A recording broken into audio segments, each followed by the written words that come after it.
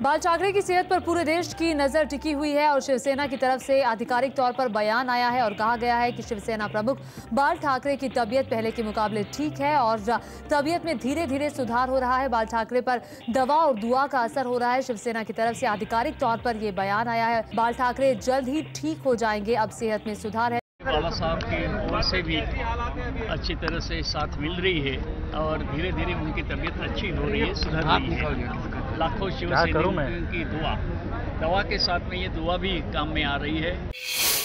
महंगाई के मोर्चे पर आपके लिए थोड़ी सी राहत भरी खबर है। खबर ये कि आधी रात से पेट्रोल की कीमतें 95 पैसे प्रति लीटर कम हो जाएंगी और ये जो कम हुई कीमतें हैं, ये जो कटौती है, ये आज आधी रात से लागू हो जाएगी। दिल्ली में पेट्रोल की कीमत जो है अब 67 रुपये 24 पैसे पर लीटर होगी। मुंबई में भी अब 95 पैसे सस्ता पेट्रोल आपको मिलेगा। यानी महंगाई के मोर्चे पर थोड़ी सी राहत भरी खबर आपके लिए।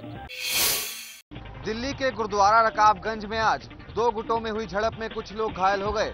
झड़प के दौरान तलवारें और लाठियां भी चली। दिल्ली के गुरुद्वारा रकाबगंज में आज सुबह प्रबंधन कमेटी की बैठक के दौरान 2 गुटों में हिंसक झड़प हो गई। एक गुट बैठक में जाने की कोशिश कर रहा था तो दूसरे गुट के लोगों ने उन्हें रोकने की कोशिश की। जो गोली चली सरना ने चलवाई, उस पे बचाव हो गया। 6 राउंड मारे इन्होंने हमारे लोगों के ऊपर। जो यहाँ का प्रधान है उन्होंने खुद हमारे प्रधान साहब के ऊपर हमला किया। I entered alone with another member. Came from inside, attacked me with swords, they fired bullets and they attacked me. तलवारबाजी की है, पत्थरबाजी की है, गोलियां चलाई गई हैं, वो बादल दल की तरफ से चलाया गया है। ये जो अफवाहें फैलाई जा रही हैं कि कुछ फायरिंग हुई, तो इन चीजों की कोई बिल्कुल पुष्टि नहीं हो पाई है। किसी प्रकार की कोई फायरिंग नहीं हुई। आपस में थोड़ी बहुत जो झड़प हुई थी उसमें जो इंजर्ड है उनका उपचार कराया जा रहा है। आयरलैंड में डॉक्टरों के गर्भपात करने से मना करने की वजह से खून में जहर फैलने की वजह से भारतीय महिला सविता हालप्पनवर की मौत हो गई।